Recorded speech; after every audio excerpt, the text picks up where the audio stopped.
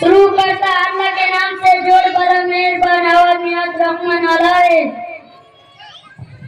शुरू করছি পরম করবাই আল্লাহ নামে যিনি অতি দয়ালু ইন্না আতাইনা কাল কাউসার surely এক পৃথিবী पासा हे रसूल सल्लल्लाहु अलैहि वसल्लम हमने तुमको कौशर आता किया है निश्चय আমি তোমাকে কাউসার দান করেছি ফাসালি বিরব্বুকা ওয়ানাহার